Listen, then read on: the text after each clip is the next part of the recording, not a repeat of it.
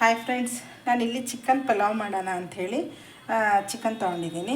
ಇದು ಚೆನ್ನಾಗಿ ತೊಳೆದು ಸಣ್ಣ ಸಣ್ಣದಾಗಿ ಕಟ್ ಮಾಡ್ಕೊಂಡಿದ್ದೀನಿ. ಇದಕ್ಕೆ ನಾನು ಸ್ವಲ್ಪ ಅರಿಶಿನ ಪುಡಿ ಹಾಕ್ಕೊತಾ ಇದ್ದೀನಿ. ಹಾಗೆ ರುಚಿಗೆ ಉಪ್ಪು ಹಾಕ್ಕೊತಾ ಇದ್ದೀನಿ. ಮತ್ತು ಒಂದು 2 ಸ್ಪೂನಷ್ಟು ಖಾರದ ಪುಡಿ ಹಾಕ್ಕೊತಾ ಇದ್ದೀನಿ.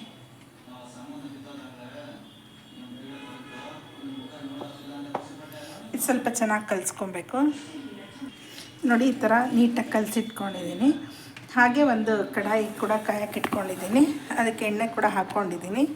ಈಗ ಎಣ್ಣೆ ಕಾದ ನಂತರ ಈ ಚಿಕನ್ ಏನು ನಾವು ಕಲಸಿಟ್ಕೊಂಡಿರ್ತೀವಲ್ಲ ಇವನ್ನು ಹಾಕ್ಕೋಬೇಕು.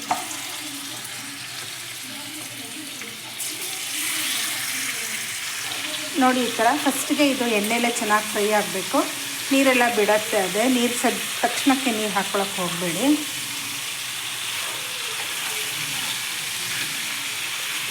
ಚೆನ್ನಾಗಿ ಕಲಿಸ್ಕೊಂಡ್ಮೇಲೆ ನೀರೆಲ್ಲ ಬಿಡುತ್ತೆ.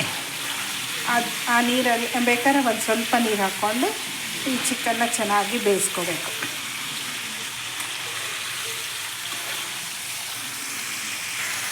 ನಾನು ಸ್ವಲ್ಪ ನೀರು ಹಾಕ್ಕೊತಾ ಇದ್ದೀನಿ.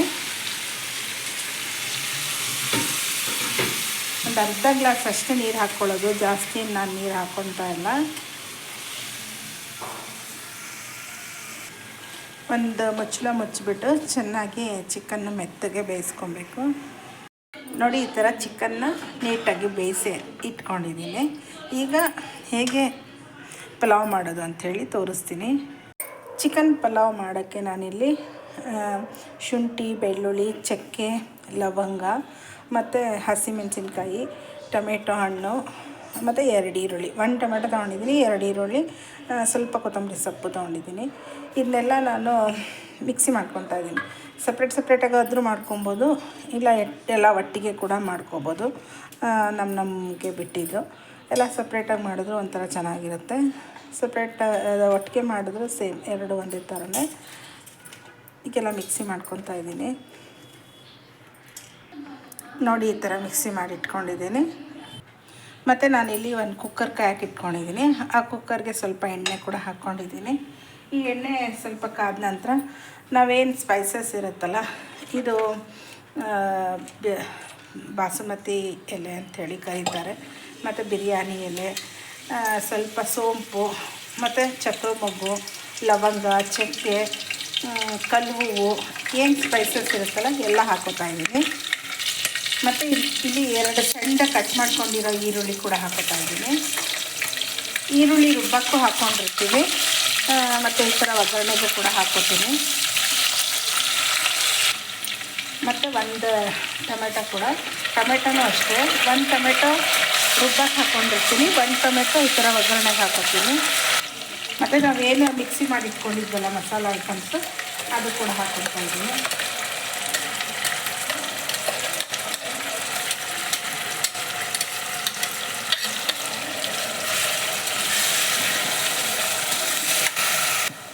ಸ್ವಲ್ಪ ಅರಿಶಿನ ಪುಡಿ ಹಾಕ್ಕೊತಾ ಇದ್ದೀನಿ.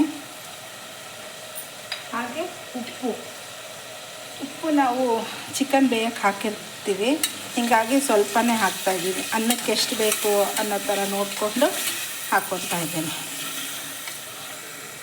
ನೋಡಿ, ಇದು ಚೆನ್ನಾಗಿ ಮಸಾಲೆ ಎಲ್ಲ ಕುದ್ದು ಎಣ್ಣೆ ಬಿಡಬೇಕು. ಇವಾಗ ನಾವು ಈ ಅಕ್ಕಿ ಏನು ತೊಳೆದು ಅಕ್ಕಿ ಹಾಕಬೇಕು. ಚೆನ್ನಾಗಿ ತೊಳೆದು ಅಕ್ಕಿ ಹಾಕ್ಕೊತಾ ಇದ್ದೀನಿ. ನಾನಿಲ್ಲಿ ತೊಳೆದಿಟ್ಕೊಂಡಿರೋಂಥ ಅಕ್ಕಿ ಕೂಡ ಹಾಕ್ಕೊತಾ ಇದ್ದೀನಿ.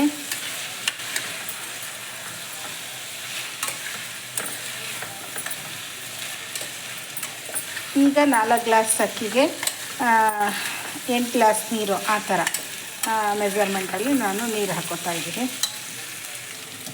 ನಾನು ನೀರು ಹಾಕ್ಕೊತಾ ಇದ್ದೀನಿ.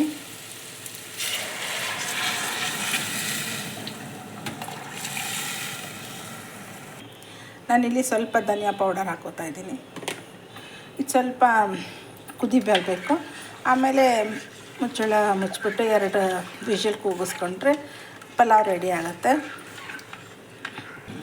ನೋಡಿ, ಈ ಥರ ಕುದೀತಾ ಇರಬೇಕಾದ್ರೆ ಒಂದು ಲಿಡ್ ಕ್ಲೋಸ್ ಮಾಡಿದ್ರೆ, ಈ ಕುಕ್ಕರ್ ಮುಚ್ಚಳ ಮುಚ್ಚಿಬಿಟ್ರೆ 2 ವಿಷಲ್ ಕೂಗಬೇಕು. ಬನ್ನಿ, ಈಗ ಪಲಾವ್ ರೆಡಿಯಾಗಿರುತ್ತೆ.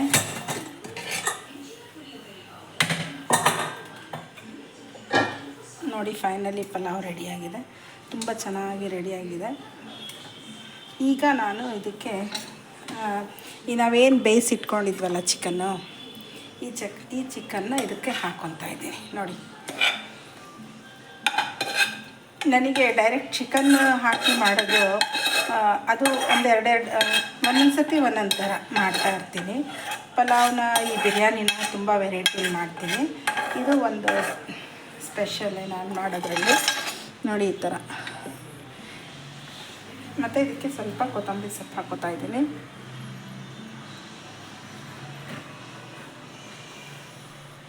ಇದನ್ನ ನೀಟಾಗಿ ಕಲಿಸ್ಬಿಟ್ಟು ಮತ್ತೆ ಒಂದು 2 ನಿಮಿಷ ಮತ್ತೆ ಕುಕ್ಕರಲ್ಲೇ ಮುಚ್ಚಿಟ್ರೆ ನೀಟಾಗಿ ಚಿಕನ್ ಬಿರಿಯಾನಿ ರೆಡಿ ಆಗುತ್ತೆ. ನೋಡಿ, ಈ ಥರ ಕಲಿಸಿದ್ಮೇಲೆ ಮತ್ತೆ ಒಂದು 2 ನಿಮಿಷ ಇದನ್ನ ನೀಟಾಗಿ ಸೆಟ್ ಆಗೋಕ್ಕೆ ಬಿಡಬೇಕು.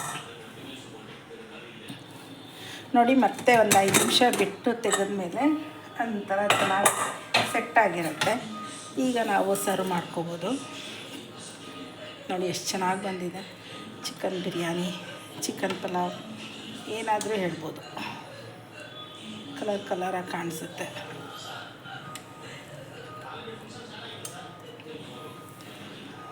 ಚಿಕನ್ ಬಿರಿಯಾನಿ. Thank you.